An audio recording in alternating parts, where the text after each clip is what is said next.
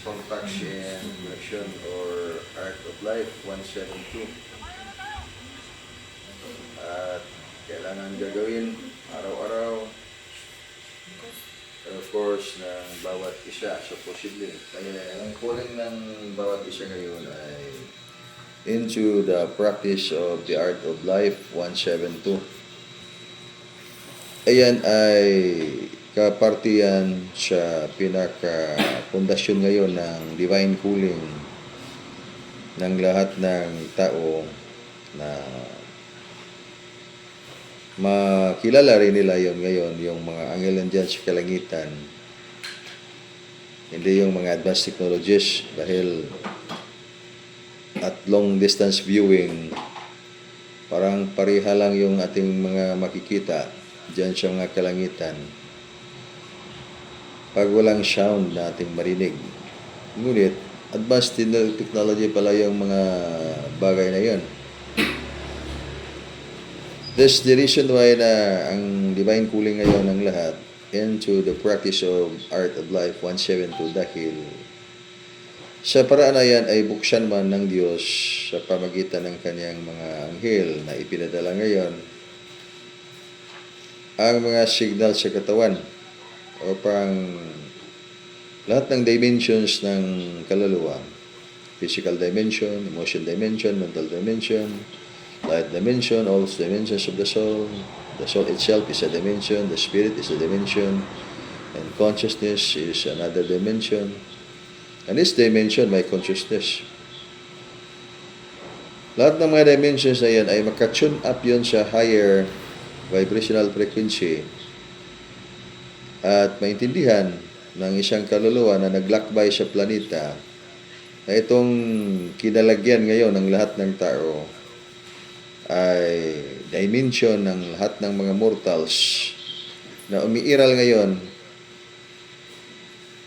sa physical na universo upang makaakyat sa kanyang kaharian pagkatapos na ma-resolve ng isang kaluluwa ang kanyang aral na kailangang i-resolve dito sa physical na mundo. At ganun din yung planeta mismo. Ang planeta mismo ay may sariling problema sa kanyang buhay dahil hindi man masyadong napangalagaan ng mga naninirahan nito at sinisira ito bawat araw. Kaya ang planeta mismo ay mayroon siyang sariling paraan upang ibalik ang kanyang balanse. At naayon yan sa programa ng langit na idideklara ng Diyos sa langit mismo. Kaya ang ating mga mensahe ngayon ay klarong-klaro ba? Diretso-diretso na sa punto na ang lahat ng mga nagaganap ngayon at mangyayari sa hinaharap ay kailangang magaganap dahil gustong ibalik mismo ng kalikasan ang kanyang balanse upang siya ay umiiral pa sa mas mahabang panahon. Dahil pati na ngayon dito yung lahat ng mga nakatira sa kanyang dimension, physical dimension ng kalikasan. Kaya ang mga dipensya ngayon na ibinigay para sa lahat ay kailangan at hindi lang imemorya, dahilan mayroon tayong formula, receive, align, and adapt para matanggap natin ang divine intervention na ipadala ng Diyos sa pamagitan ng kanyang mga anghel. Nandiyan sila sa kalangitan. Nandiyan sila sa kalangitan, makikita sila sa ating mga mata. So, ipadala ang divine connection sa pamagitan ng enerhiya. Nandiyan, mag-insulate ng malakas na enerhiya sa bawat cells ng katawan. Bawat dimension ng iyong kaluluwa. Kaya pag sabi natin, marami man tayong mga kaalaman. Bawat isa ay may napakaraming mga kaalaman. Sabihin man natin tayo nag-aral sa mga akademi, mga universidad, o hindi man tayo nag-aral sa paaralan ng akademi o universidad, at yung tinawag natin na wala yang pinag-aralan. ay hindi yan totoo. Dahil ang mga tao ay talagang nag-aaralan dito sa physical na mundo, wala lang ng siguro academic na ranking ang isang tao. Ngunit ang kanyang kaalaman ay lubhang marami. Kaya walang taong walang kaalaman dito sa physical na mundo.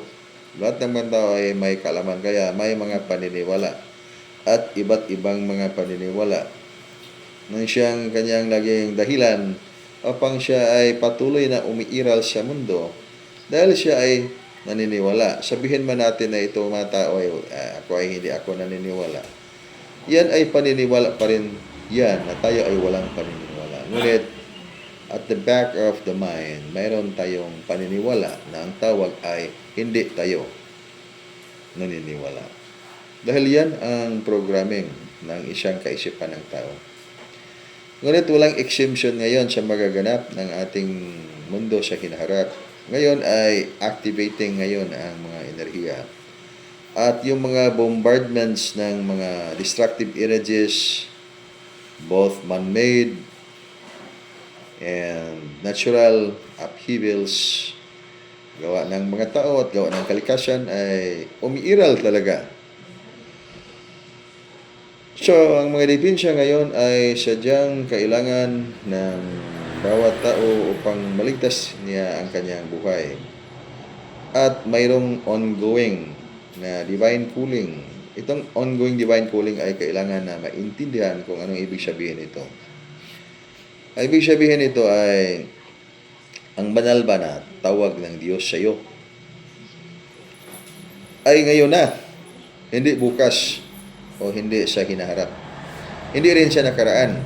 Ngayon mismo, pag maisip mo ngayon kung ano ang iyong final ba na mission dito sa mundo, unang-una ay alamin kung ano ang final na calling sa iyong buhay. Ano ba ang final na tawag mo sa iyong buhay ngayon?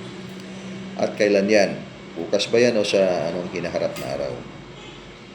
Ngayon na yan. Kaya pag makita natin ngayon ang ating mga, sabihin lang natin mga brothers, sisters, maging kilala natin o hindi natin kilala, makita natin sa mga balita. Pag matamaan ng mga sakuna, bagyo, lindol, kidlat, tsunami, mga nasunog, mga apoy. Ngayon ay ulan ay tubig. Ang ice ay tubig man din yan na tumitigas. And then, pag maging ang ulan ay mga bato, ibang usapan na yan. Ngunit, pwede rin mangyari. Dahil ang hinaharap ay napakaraming bagay na hindi kayang maipaliwanag. Enumerate natin lahat. Kaya ang divine calling ngayon ay ngayon na yan. Ngunit, sa panahon na makita natin dyan sa mga balita, ang mga tao, normal yan, ito na mangyayari. Anyway, na pag mayroong mga sakuna, mga katalagman ba na itabo na, ang Diyos ay isang pitgayod sa mga katauhan. At masyadong taimtim ang mga pagdarasal ng tao nandyan sa panahon ng mga kahirapan. At sumisigaw sila ng awa na kawaan sila ng Diyos sa langit. At normal na ginagawa ng lahat ng tao, hindi namang mga tao na natamaan ng mga napakalakas ng mga enerhiya. Sabihin man natin nature is loving. Divine Mother Nature, lahat ng mga kailangan natin sa buhay ay nandyan sa kalikasan. Kaya, Divine Mother Nature, loving nature. But in contrast with that, sa opposite niyan ay hindi din loving nature. Dahil pag mag-alburuto itong kalikasan ay bagyo, lindol, apoy, at lahat ng mga nakakatakot ng mga puwersang galing sa kalikasan. Ibig sabihin, may opposite na kahulugan itong loving nature. Kaya hindi maiwasan dahil pag gumising ang mga malaking kapangyarihan at ang mga maliit na buhay ay sadyang maapakan. Kaya nga, ang Diyos ay nagpadala ng kanyang mga anghel upang iligtas itong mga taong sumasailalim sa kanyang liwanag at nakinig sa kanyang divine calling. Kaya ang divine calling ngayon na yan ating gagawin. Dahil sa panahon na ng mga sakuna, diyan pa tayo magdasal, magsisisi. Ngunit pagkatapos na rin ng sakuna ay hindi na tayo magdasal, hindi na rin tayo magsisisi. At magsisisi tayo pag tayo ay mag-usap at may marami tayong mga magkausap na mga tao at yung topic natin ay Diyos at kaligtasan. Kaya mayroon tayong mga pagkabukas sa ating puso't isipan tungkol sa katotohanan ng Diyos. Bawat panahon na tayo, mayroong mga subject na atibang pinag-usapan na tungkol sa Panginoon, may spiritual na mundo, at mahirap na ngayon ang panahon, kaya may Diyos na talagang dapat natin pakinggan. Ngunit pagkatapos na rin ang ating mga paksa, ay doon na din tayo sa mga gawaing labag sa kagustuhan ng Diyos. Mga bisyo, at wala na rin ng Diyos. At pagkatapos, makarinig na rin tayo ng mga taong mag-uusap tungkol sa Panginoon, tungkol sa spiritual na mga bagay, and then din tayo mabuksan din ang ating mga spiritual na kamalayan. Ang tanong ngayon ay, yan ba yung pag-respond ng isang tao sa tawag ngayon o divine calling ngayon upang ikaw ay maligtas? Ang sagot ay hindi yan. Dahil ang ibig sabihin ng ito ngayong divine calling ngayon ng bawat isa ay divine calling ito na tanggapin. Kaya mayroong formula na ating inilahad. Palagi natin iniulit na itong receive, align, at adapt. Ito ay tanggapin ang kanyang gusto ba kalooban dito sa mundo. Ano yung kalooban ng Diyos nga dito sa mundo na subject nitong divine calling na ating sinasabi ngayon. So, balik tayo into the practice of the art of life. Kaya ngayon tayo, pag nag-practice tayo ng spiritual formation. Ibig sabihin na spiritual formation, nagdarasal tayo bawat araw at gabi. Walang tigil ang ating pagdarasal. Kaya wala na tayong ginawang iba dahil nagsigil na lang tayong darasal. And then, pag ikaw yung nakinig, ang ikaw mismo ba, on the side, ikaw yung anghel, nandiyan ka sa anghel at sinugo ka ng Diyos. Napuntahan ba yung mga tao? Nakita mo din lahat mga tao, walang tigil ang pagdarasal.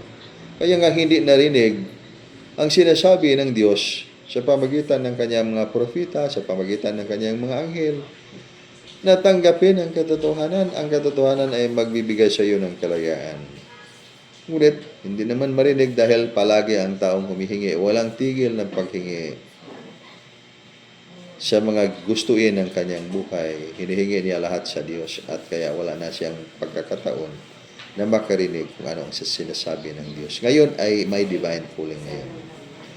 Ang divine calling ngayon ay mag-practice ka ng Art of Life 1.7 po.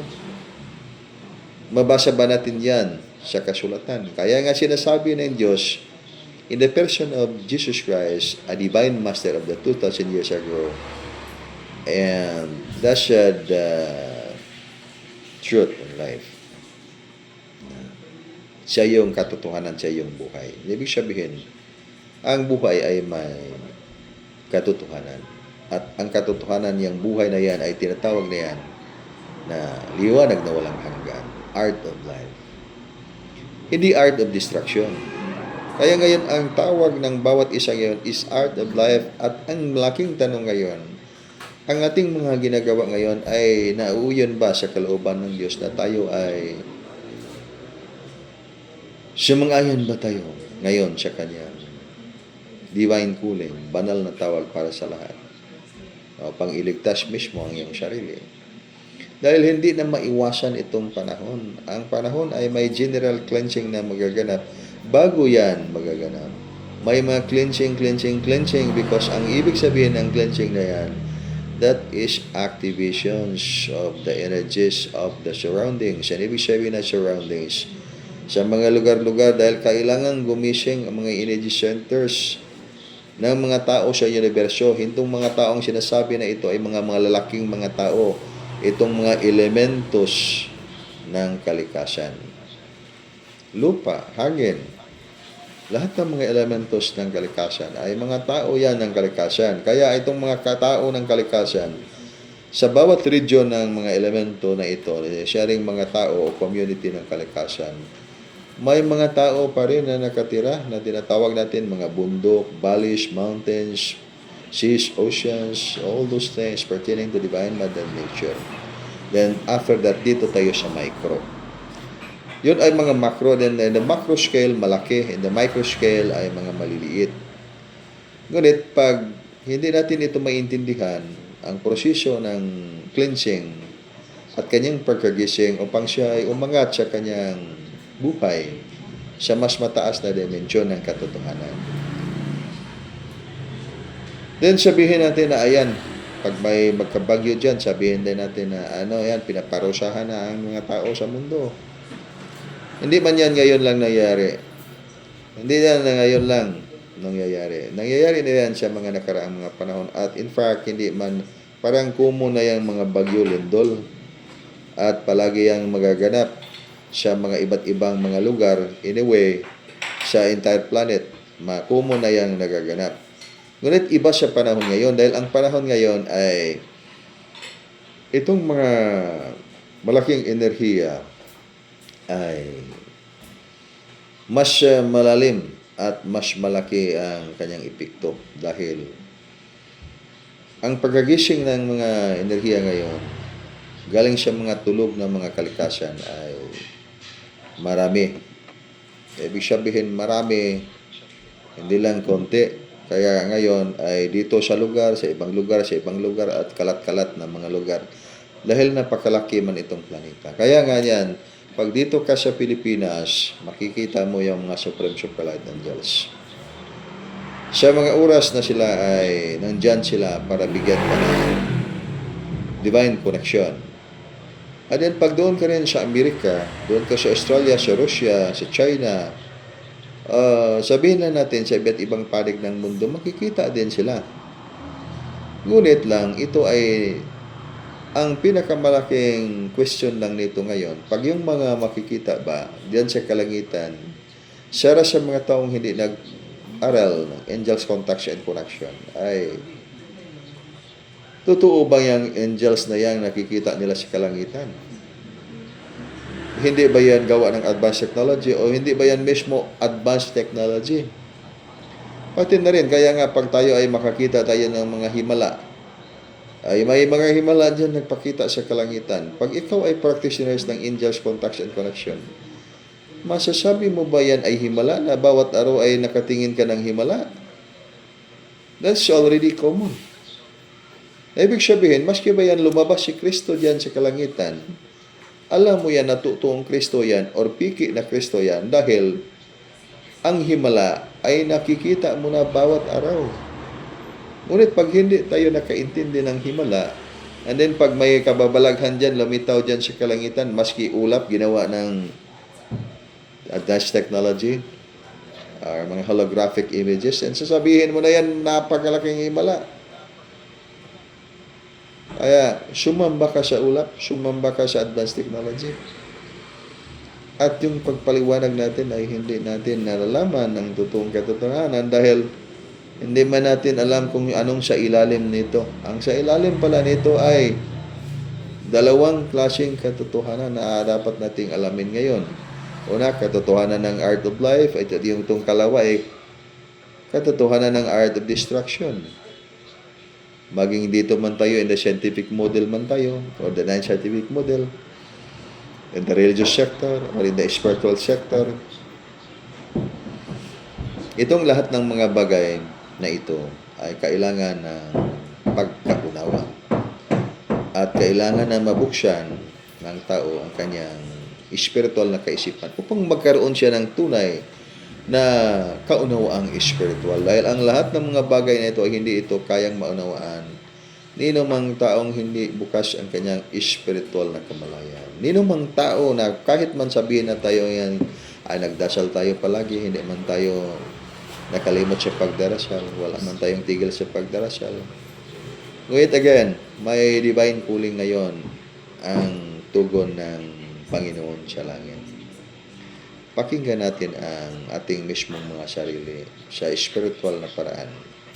Dahil itong divine calling na ito ay napakahalaga ngayon. Sa panahon ngayon ay napakahalaga. Maging sabihin mo natin na tayo ay mga spiritual tayo ngayon. At nagdiscover tayo ng mga misteryo sa para lang College of Mystery. Kaya masasabi natin sa ating paniniwala na alam natin ang katotohanan. Ngunit, kailangan din natin itong may bukas sa ating kamalayan na ang ating mga paniniwala ay may limitasyon ang mga paniniwala. Hindi lahat ng mga paniniwala ay humantong sa tunay na katotohanan. Dahilan yan na kailangan natin gisingin ating espiritual na kamalayan sa pamagitan ng pag-alam muna sa paraan kung anong paraan yan ay kailangan nating tiyakin na ating madiskubre. At para madiskubre yan, pakinggan natin ang banal na tawag ngayon ng Diyos sa langit sa pamagitan ng kanyang mga anghel. Sa pamagitan ng kanyang banal na espiritu. Kaya kailangan buksan ang iyong espiritual na kamalayan. Buksan ang iyong espiritual na kamalayan dahil malaki ngayon ang mga enerhiyang magbumba sa ating planeta. Ibig sabihin, malaking enerhiya na bumubuga ng puwersa parang yumanig ang ating mga kalikasan. Hindi maiwasan yan. Hindi maiwasan. Ngunit pag alam mo na yung katotohanan, hindi ka na matatakot dahil yan ay ang katotohanan. Ang kailangan lang natin ngayon na mabuksan ang espiritual na kamalayan at ito ding mga tao na binigyan ngayon ng pagkakataon. Binigyan ng pagkakataon ngayon ng Diyos ang lahat.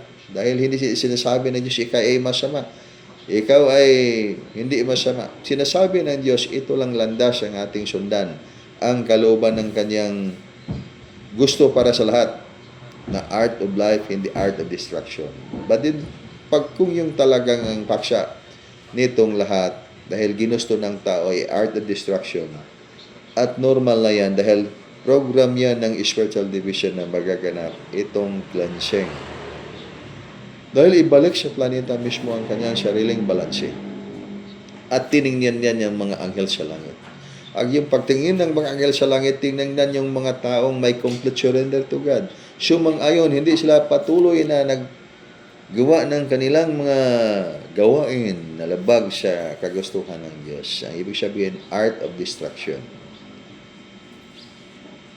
Dahil marami din itong nangyayari ngayon sa mga tao na hindi nila alam na ang kanilang mga ginagawa ay art of destruction dahil palagi man sila nagdarasal. Kaya, paano yan matutunan ng kanilang mga kaluluwa at puso't isipan na ang kanilang mga ginawa ay art of destruction pag hindi mabuksan ang kanilang mga spiritual na kamalayan? Yan ang ibig sabihin ng blinding ignorance o bulag na kamangmangan dahil hindi nila alam at alam lang nila na ginagawa nila ang mga mabubuti na mga gawain, mabuting gawain dahil yan man ang kanilang naisip sa kanilang mga puso't isipan. Ngunit, sa mga mata ng Diyos ay yung ay hindi pala yon maganda at mabuting gawa. Dahil labag sa kanyang kalooban. Kaya napakalaki ang mensahe ngayon na kailangang maintindihan kung ano ang kalooban ng Diyos, ano ang batas ng Diyos sa bagong panahon ngayon. So ano ang kalooban ng Diyos at ano ang batas ng Diyos sa bagong panahon ngayon? So ang batas at kalooban ng Diyos ngayon sa ngayong bagong panahon at sa bago pa magwakas ang lahat at darating ang pinakamas mabagong panahon na super advanced spirituality. In contrast also with that is super advanced technology. Kaya equilibrium pa rin. So ang kalooban ng Diyos ngayon ay mag-practice kayo ng art of life. Hindi siya dahilan na tayo ay pumasok tayo sa grupo ng dugukan. Hindi man kailangan pumasok sa grupo ng dugukan. Ang sinasabi lang ng Diyos na receive, align, and adapt. Dahil ang Diyos ay pwedeng magawa ng kahit anong mga grupo o mga samahan. Hindi man natin mapagbawalan ang Diyos. Kaya nga pag ang Diyos ay manungkulan ang Diyos dito sa mundo, sa pamagitan ba yan ng mga tao? Sa pamaraan ba yan ng mga tao? Ang sagot niyan ay malayo sa katotohanan. Pag ang Diyos ay mamamahala sa mundo o mamamahala sa bansa, hindi yan sa pamamagitan ng kalooban ng mga tao, kundi sa pamagitan ni mismo ng kanyang kalooban. Kaya hindi na kailangan pa nga ibutar sa mga tao. Dahil pag ibutar ng mga tao ay wala pa ring silbi yan. Dahil pag yung kagustuhan sa Diyos na siya ay mamamahala, ay siya ay mamamahala upang maligtas ang mga tao. Upang maligtas ang bansa, upang maligtas ang sangkatauhan. Mangyayari ba yan sa ating panahon? Ang sagot niyan, nandyan yung mga anghel sa langit, bakit hindi man yan magaganap? Nag-antay naman lang yan ng command ng Ginoo sa langit. Ngayon, tiningnan ng Diyos sa langit ang mga tao para makasabay sa frequency at hindi ma-purified.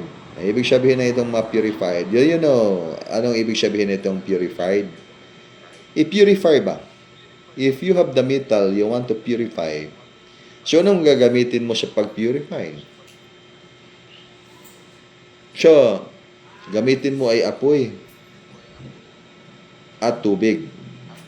Ibig sabihin, may pressure yan. Ibig sabihin na pressure ng kalikasan. Kaya pag ang Diyos ay manungkulan as gusto niyang manungkulan dahil iligtas niya ay tinihingi man ng mga tao, hindi yan sa pamagitan ng mga kalooban ng mga tao, kundi kalooban niya mismo. Ang kalooban niya ngayon, ikaw ay maligtas. Tayong lahat ay maligtas. Kaya sinasabi natin ngayon dito sa dugukan ng samahan, maski ako ay founder ng dugukan. Dahil itinatag natin itong dugukan. Ngunit, sasabihin ko ba sa inyo na kayo ay maligtas kayo pag dito kayo sa dugukan? Hindi, dahil sino ba akong magsasabi niyan? Na isugo man lang tayo sa Diyos na gagawin itong ating samahan. Mismo ang Diyos ang nagsugo sa atin yan. Kaya itong samahan natin ay naggawa mismo ay ang Diyos sa langit. Ngunit wala akong karapatan magsasabi niyan na kayo ay maligtas pag dito kayo sa dugukan. Pag gustuin man ng Diyos, ang Diyos ay diyan tumira sa inyong mga grupo o sa inyong mga reliyon, ay ano bang magagawa natin? Ang Diyos mismo sa kanyang kalooban ay ating sundin. Pariha lang yan. Pag sabihin ng Diyos, gagawin niya itong bansa ng kanyang bansa at yung mga tao gagawin niya ang kanyang mga upang baguhin ang buong mundo. Ano bang kapangyarihan sa buong mundo? Laban sa Diyos na matalo nila ang Diyos sa langit. Nandiyan ang kanyang mga anghel. So, ang ibig sabihin lang ngayon, complete surrender tayo sa Diyos sa langit. Ibig sabihin itong complete surrender sa gawa. Tanggapin ang kanyang kalooban sa pamagitan na sumang-ayon ka, gagawin mo kung anong mga kailangan mong gagawin ngayon. Ang kailangan mong gagawin ngayon para mabuksan ang iyong spiritual na kamalayan. I-practice mo yung angels contacts para makikilala mo yung mga anghel sa langit. Dahil sa pagdating ng panahon, hindi ka na maliligaw at hindi ka na manakaw pa sa art of destruction dahil napakarami din mga anghel ng mga taga-art of destruction. Itong mga anghel ng mga taga-art of destruction, hindi mo masasabi na inferior ang kanilang mga kapangyarihan. Kaya nga ngayon ang mundo, ang buong mundo ay kanilang sinakop dahil napakalakas ang kanilang kapangyarihan. Ngunit ano bang magagawa ng isang tao pag hindi sila magpasilong karon sa liwanag ng Diyos? Hindi ba ka magpailalim sa liwanag ng Diyos ngayon? Pag hindi ka magpailalim sa liwanag ng Diyos ngayon, magpailalim ka sa liwanag ng yawa. Kahit pa ano yung gagawin mong hindi ka sumang-ayon. Dahil klaro ang landas na ibinigay ngayon. Hindi na tayo nag-uusap ngayon ng mga paniniwala. Lahat ng mga paniniwala ay maganda at wasto. Wasto lang lahat ng paniniwala. Kaya nga ang ating gobyerno by the 1987 Constitution, nagbibigay ng karapatan ng mga tao sa kanilang mga paniniwala. That is the right to religion. Dahil ang paniniwala ay tama at mahalaga at dapat na irespeto ng bawat isa. Kahit pa nasabihin man natin na iba yung paniniwala niya sa yawa yan. Kaya nga naniniwala siya dahil diyan siya naging mabuting tao. Ang atin lang ngayon ay sinasabi, yung kalooban ng Diyos sa langit. Ang kalooban ng Diyos sa langit, anong kalooban ng Diyos sa langit ngayon? Na ikaw ay maligtas. Hindi lang ikaw nag-iisa. At ikaw ay maligtas, hindi lang ikaw yung maligtas. Ibig sabihin, lahat ng mga mahal mo sa buhay ay maligtas. Maniwala man sila o hindi. Hindi nagbigay ng kondisyon ang Diyos. Kaya sinabi lang Diyos, receive, alain, and adapt. Hindi nagbigay ng kondisyon ng Diyos. Itong Diyos nagbigay sa iyo ng kondisyon na ikaw ay maligtas dahil ikaw ay naniniwala. At talagang maligtas dahil ikaw ay naniniwala. Pero hindi man ako tumanggap. Hindi man ako nag-align. Kaya maligtas ba ako nga ako ay naniniwala? Maski pa ikaw ay nag-align at tumanggap. Ngunit hindi mo ginagawa. Hindi mo nabuo ang kahulugan nitong ibig sabihin ng formula, receive, align, and adapt. Dahil ang Diyos ay nagmahal yan sa iyo ng bawat tao. Makasalanan man o hindi makasalanan. Ang Diyos ay may pagmamahal.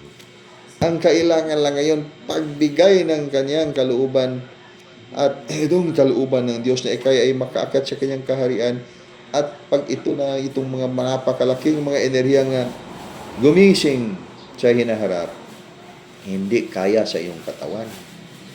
Ay pag hindi kaya sa iyong katawan, napakalaking mga bombardment of the energies, destructive energies sa mga, sabihin na natin sa mga alien technologies. Kaya nga, masisira yung mga buhay, masisira yung mga kalikasan. Ikaw ay may siyadong naniniwala sa Diyos, kaya ikaw iligtas sa Diyos. At ang Diyos ay magpadala sa iyo ng napakalaking enerhiya din para ikaw ay shielding, ngunit hindi man tanggap ng iyong katawan. Yan ay ibig sabihin, ikaw ay binigyan na ng katotohanan ng Diyos para sa iyong kaligtasan. Ngunit hindi man kaya sa iyong physical na katawan, lumabag man ang iyong physical na katawan sa batas ng Diyos na ipinapataw nila dito sa kalikasan. Ang batas ng equilibrium.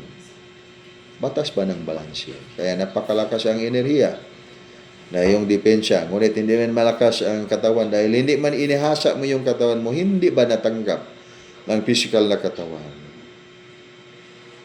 Kaya mismo ngayon ay turuan ninyo ang physical ninyong katawan. Kaya yung ibig sabihin niyang receive, align, and adapt. Ang ibig sabihin yan, para makareceive, maka-align, maka-adapt, praktiso ninyo ang angels contact and correction. Idagdag ninyo sa inyong mga pagdarasal dahil napakalaga man itong mga practices ng ating mga paniniwala. Magdarasal tayo bawat araw, bawat gabi o early morning and before going to sleep, magdasal tayo, magpasalamat before kumain. Yan ay maraming mga pagkakataon na tayo ay magdasal dahil nagpasalamat tayo sa Diyos, may hinihingi tayo sa Diyos. At maliban sa mga gawing yan, at itong mga napakahalaga ngayon, i-practice ang iyong sarili sa angels contact and correction dahil ang iyong magligtas ng mga tao ay ang anghel ng Diyos na kanyang ipinadala, maging ang magligtas ng bansa, kung sino o anumang klaseng bansa na kailangang iligtas. Ang Diyos sa langit ay yung magligtas kasi yung Diyos ay may kapangyarihan. Kaya pag walang pag-asa ng isang bansa, sino bang magligtas ng isang bansa na walang pag-asa? At sino bang gumagawa ng bansa? Ang Diyos lang ang may kapangyarihan gumagawa ng kanyang bayan. So, kung walang pag-asa ang isang tahanan, kung walang pag-asa ang isang komunidad, o walang pag-asa ang isang bansa, ang Diyos lang ang may karapatan at may kapangyarihan na makagawa na bigyan niya ng buhay at iligtas sa kapahamakan. Hindi lang bansa, kundi buong planeta, kundi buong universo, maging buong kosmos. So ito ang panahon ngayon ay napakalaga ito para sa lahat maintindihan. Hindi tayo nagsasabi dito ng mga paniniwala. Respeto natin ang lahat ng mga paniniwala.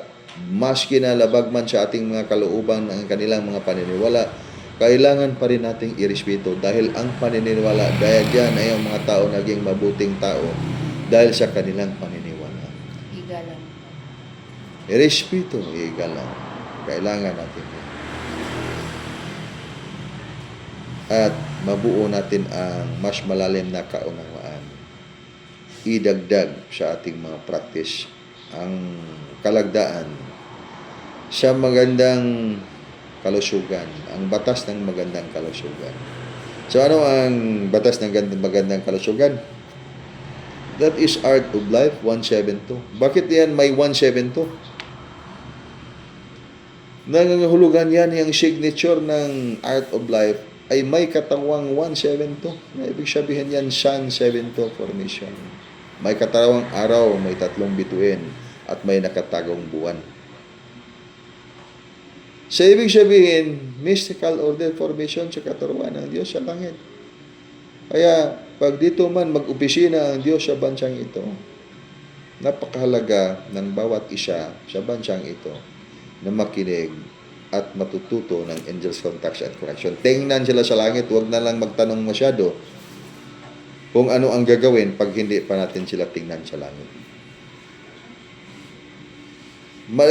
Dahil napakaraming mga tanong kaya nga na hindi na tayo natututo dahil sa napakaraming mga tanong, ngunit isa man itong ating mga sinasagot at tamang mga sagot na ibigay hindi man nanagawa natin.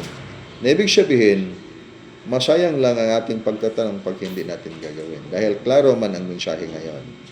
Pag yung taong gustong maligtas sa hinaharap at makasulot o makapasok sa kanyang kaharian, okay, practice Art of Life, not Art of Destruction. Dahil ang Art of Destruction ay bitag yan. Bitag yan ang Art of Destruction. Ibig sabihin, pag nandito ka, pumasok ka sa bitag, hindi ka makalabas. Kaya pagdating ng panahon, ay doon mabunlot, mahila ka sa Art of Destruction. Hindi ka mabunlot o mahila sa Art of Life. Dahil ang Art of Life, maski nandyan yung mga anghel sa langit, ang pagbuga ng kanilang energy for pick up ba? O sa Bible pa pagkasabi yan, sa gown sa pangalod, rapture. So, para ilagay ka doon sa evacuation site, may evacuation site, dimensional spiritual formation. Pagdating sa panahon. Doon ka mapasok sa evacuation site ng spiritual division na inihanda para sa lahat ng mga taong may marka ng Diyos sa langit na 172 formation. That's the seal of God.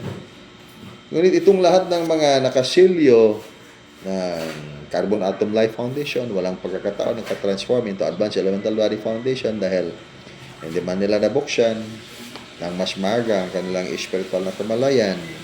Kaya yung mga information sa Advanced Spiritual Function ay walang pagkakataon na mabukas dakil na kalak na ang kanilang mga dimensions ng kaluluwa, especially those mortal dimensions of the soul, ay nakalak. Hindi na kayang mabuksan dahil pagbuksan ay masira ang mga essences ng kanyang kaluluwa. Kaya dyan na siya sa Art of Destruction. Kaya ang selyo niyan ay 666. Napakalalim ngayon ang kalugan ng buhay. At hindi kayang makinig lang tayo sa ating mga katalinuhan dahil hindi katalinuhan ang kailangan ng tao ngayon. Kundi sa aking pagkasabi dyan in many of my write-ups na dyan nakaposted sa ating page sa Facebook, force of the Spirit of the Supreme Infinite. In religion pa, sinasabi nila, Holy Spirit. Holy Spirit.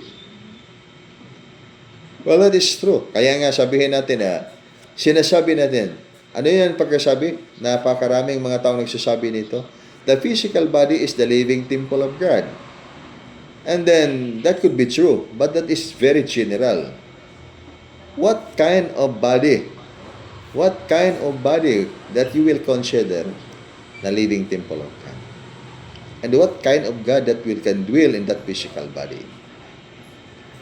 So, ibig sabihin, pag hindi natin alam 7 dimensions of the soul, itong katawan natin, physical dimension. So, living temple of God. Is it that God, the consuming fire nature of God, can dwell in the physical body? Itong bang tanong ba, kayo itong kagaya ba ng Diyos, na Diyos ni Moises, na nagpakita diyan sa Mount Sinai, na talagang takot ang mga tao na makakita sa Diyos na yan, dahil pag makakita sila sa klaseng Diyos na yan, ay tiyak na sila ay mamamatay. Kaya sinasabi mismo ng Diyos na makikita mo ang lahat ng aking kaluluhatian at sasabihin ko sa iyo ang aking pangalan. Mahabag ako sa nais kong kahabagan. Maawa ako sa nais kong kawaan. Ngunit hindi mo maaring makita ang aking muka sapagkat tiyak na mamamatay ang sino mang makakita niyan. So, is it that kind of God na dwelling o nakatira o tumira sa living temple of God na yung tinatawag ng physical na katawan?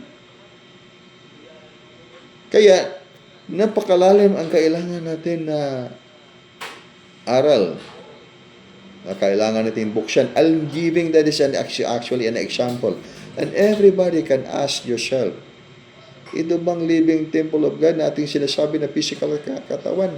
Yung Diyos ni Moses na si Yahweh, ay that kind of God can dwell in this living temple of God? Hindi ba kaya ito malpulverize, mapowderize ang ating physical na katawan? Nasubra pas, naputukan ng bulkan, naputukan ng araw. Kaya, hindi yan totoo pag tingnan natin sa napakalawak na kahulugan ng pagkasabi niyan. So, ibig sabihin, totoo din pag tayo ay may paniniwala. Kaya nga may limit ang ating paniniwala. Ano ba ang limit ng ating paniniwala? Up to what extent? 1 to 100.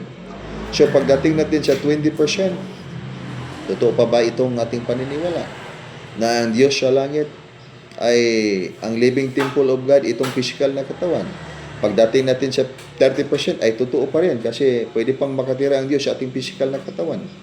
Then pagdating natin sa 30% or 35%, totoo pa ba yan na ang Diyos sa langit ay para man yang apoy, mas higit pa sa liwanag ng araw kahit ang araw ay masunog pag siya ay tumira dyan? Paano pa kaya yan makatira sa ating physical na katawan? Di ba kaya ito mapulverize yan pagka 30% pa lang? 35%, how much more? Kaya nga, may kailangan tayong buksan sa ating spiritual na kamalayan. Practical ito na aral na kailangan lang natin na kunan ng reflection pag totoo ba ang ating naintindihan sa mga sinasabi at mabasa natin. Walang problema sa pagkasulat. Totoo ang pagkasulat. Dito lang tayo nagka-problema sa pagkaintindi dahil ang mystical order ng katuruan ng Divine Master in the person of Jesus Christ, the person of Yahweh Krishna, Jehovah, kahit anong mga pangalan na ating sasabihin, itawag. Kasi na marami man mga taong naniniwala. Napakaraming mga pangalan sa Diyos. 70 names of God, 101 names of God, 1,001 names of Gods. Ngunit isa pa rin ng Diyos, walang iba ng Diyos. Napakaraming mga pangalan. So, hindi pala ito living temple ng consuming fire of God. Itong atong physical na katawan. Dahil pag mapulbos man itong ating physical na katawan, pag gawin ito ng templo ng Diyos. Kaya, maghanap tayo ng ibang data para ma-reconcile natin. Kaya nga, pag i-reconcile ninyo ang gulang ng ating mundo ngayon, when you have to base your belief in religion, so it could be the age of the world by this time is 6,000 years old. 4,000 years old sa sinasabi, then plus the Anno Domini 2,000 years old. So more or less 6,000 years old na ngayon ang mundo. And then in the education, and you have to look at it, then ang data ay ang billions years old na ngayon ang mundo. Then how will you reconcile that? Pag i-reconcile mo yan, pwede mang yung ma-reconcile yan. Ngunit hindi yan ma-reconcile sa paraan ng ating intellect. So, paano i-reconcile yan? So, dito tayo sa ano yung ibig sabihin ng oneness with all. Itong oneness with all, madali lang itong sasabihin, ngunit pag hindi natin alam yung direction, yung mga elemento upang maganap ito sa ating pagkatao, wala ding pag-asa matutunan natin. Kagaya lang yung pagkasabi na the physical body is the living temple of God. And then we have to look at it.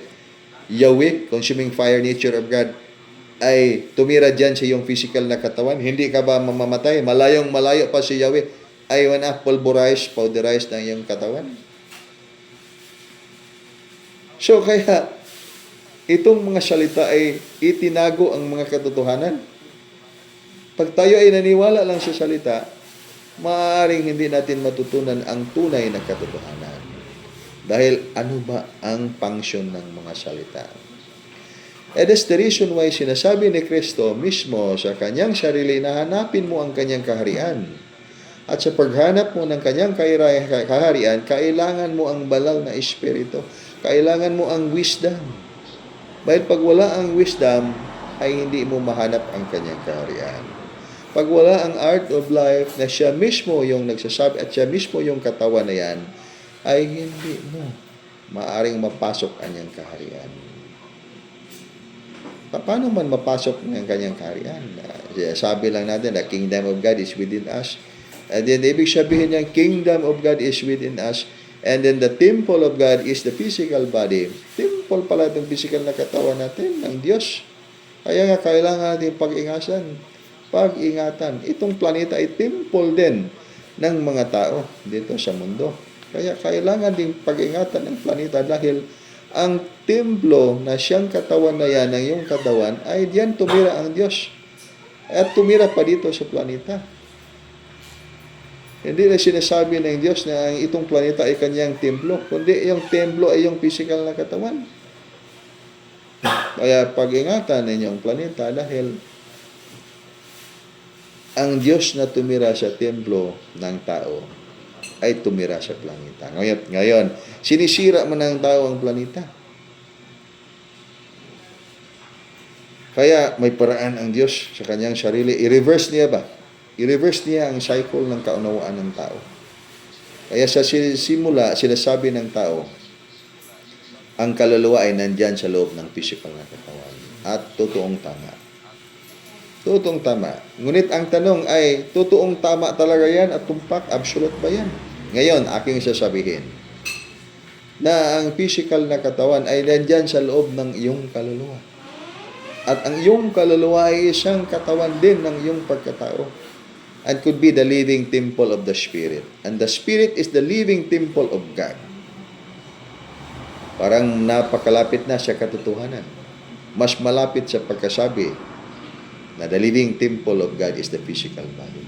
What particular the physical body? Hindi yan in contradiction sa pagkasulat ng Biblia. That is in alignment. And yan ang sabihin ng receive, align, and adapt. Means to say to receive and align and adapt, you must learn and you must discover the elements of those truth in life. Kaya when you're talking about absolute truth, is it mean that ang absolute truth ay maipaliwanag natin sa siyensya? Maipaliwanag natin sa intellect? Ibig sabihin, ito ang prinsipyo. Prinsipyo lang muna tayo dahil ang katotohanan ay hindi magawang prinsipyo lang ng absolute. Prinsipyo lang. Ibig sabihin ng absolute ay hindi maaaring maipaliwanag lang ng isang prinsipyo. Ngunit magsimula tayo sa prinsipyo. Siya, lahat ng mga maipaliwanag ay kaalaman. Lahat ng mga maduplicate ay hindi absolute dahil maduplicate. Kaya nga, pag i-duplicate natin ang buhay, ang mga tao, ay AI na yan. Ibig sabihin, AI, artificial intelligence, dahil gusto man tayong gumawa ng mga tao. Ang tao ba sa mundo ay gusto din na gumagawa ng mga tao? Mag-simulate sila ng mga tao, then naging AI, artificial intelligence. Ngunit magaya masimulate ba? Masundog ba? Matutubang magawa ng tao, ang tao rin, na hindi man niya alam kung ano ang mga elemento nitong spiritual. Ang sagot ay malayong malayo sa katotohanan. Kaya, hindi maduplicate dahil ang absolute ay hindi talaga maduplicate. Kaya nga, ang tao ay absolute in the essence of life. Ngunit pag ang tao ay tumira siya sa kanyang non-absolute formation in life, ay mananatili siya dito sa physical na mundo. Ang itong physical na mundo, within the reality of space-time. Space-time ba? Itong physical na katawan mo ay katotohanan yan ng space-time. Itong kaunawaan ay katotohanan din ng space-time. Lahat ng mga environment, katotohanan ng space-time. Ngunit, sa daang ito, dimension ng katotohanan. Ang dimensions ng katotohanan, ang kailangan mo, art of life, art of destruction. Sa art of life, kailangan itong space-time mo ay matransform mo into infinite shell. Ibig sabihin, infinite shell, consciousness, energy, light, life. Sa paraang ito. Direction pa rin. Buksan ang information of your advanced spiritual function. Kaya ngayon, ang kailangang idagdag sa ating paniniwala. Dahil pag hindi natin magawang maidagdag yan sa ating paniniwala, walang magagawa mismo yung mga anghel sa langit na iligtas ang tao. Dahil nandito na tayo ngayon sa panahon ng ending point of time. Ending point of time. Nandito na tayo ngayon sa ending point of time. Na ang Diyos mismo ang magsasabi sa pamagitan ng kanyang mga anghel. Kaya ano ba ang lingwahe ng Diyos? Masasabi ba natin na Bisaya ang lingwahe ng Diyos? Ngayon, ako mismo Bisaya dito ng Tagalog pa. Anyway, malayo tayo sa Diyos. Ibig sabihin, malayo tayo magiging Diyos. Kaya nga, pag magtanong kayo, asaan yung Diyos, ay matuturo natin. Nandyan sa langit. Nandyan yung kanyang mga anghel. Hindi tayo makaturo ng tao. Maski pa sabihin natin na, ayun, katawan ng Diyos yan. Paano? May yan sinasabi na the living temple of God is the physical body. And then, pag itanong natin, ay si Yahweh ba ay makapasok ba dyan sa iyong physical na katawan? Lahat ng mga tao ay takot ni Yahweh na makita nila sa Yahweh. Dahil pag makita nila sa Yahweh, sinasabi mismo ni Yahweh, lahat ng mga tao na makakita sa Kanya, tiyak na mamamatay. And then, sinasabi dyan, Christian o non-Christian na mga tao, God is a consuming fire. Kalayo ba na makasunod? Ang Diyos ay usa ka kalayong makasunod. Kinsa ba sa tiliwala sa mga tao ang makapuyo sa kalayong kasunod? Sa taliwala sa kalayong kasunod? Wala. Except sa mga purified body. And purified body, the number one example of that purified body, just like Moses. Si Moses, harap-harapan siyang makausap si Yahweh. Parang kaibigan. Ngunit sa ibang mga tao ay hindi maaari dahil mamamatay yung taong makaharap o makakita sa kanya. That's because of the foundations of the Superlight or Supreme Superlight Body Foundation, formation. At yan ang kailangang alamin ngayon. Kaya pag tayo ay magdarasal ngayon, ipagdasal din natin na ating maintindihan kung anong kaibig sabihin ng karunungan. Anong kailangan nating sundin o sundan na katotohanan ngayon. Dahil nitong palapit na yung tokmang panahon na magaganap ang malaking mga enerhiya na gumising, hindi sapat ang ating mga paghahanda pag hindi bukas ang ating spiritual na kamalayan. Nangangahulugan yan, hindi ba bukas ang iyong koneksyon sa mga Supreme Superlight Angels. Hindi man ka i-special ng Supreme Superlight Angels, na-espesyalon ka ba? Pick upon kayo diha. Dahil pagkalapit lang ng Supreme Superlight Angels, the same yan ng prinsipyo na ang mga tao iligtas sana ng Diyos na si Yahweh sa nakaraan. Ngunit, paano man niya may ligtas itong mga tao niya na paglapit pa lang niya ay takot na mga tao. Ay takot silang mamamatay dahil sa napakatinding enerhiya. Kaya nga pag lumabas ang Diyos sa langit, napakatinding mga enerhiya, yung mga tao lahat ay matakot. Kaya takot ang mga tao sa mga lindol, kidlat, uwan, bagyo. Ngunit, pag bago yung bahay mo, dahil trillion siya ang ating budget, example lang siya. At yung bahay natin ngayon ay light materials. And then sa trillions na budget maging concrete na ang bahay natin yan, ay huwag ka na lang matakot. Dahil grasya na yan. Maniwala ka lang na may Diyos sa langit na magligtas sa iyo. Yan ang kailangan maintindihan ng bawat isa. Pagbalaan siya kinabuhi. Pag siya kinaiyahan. Bim,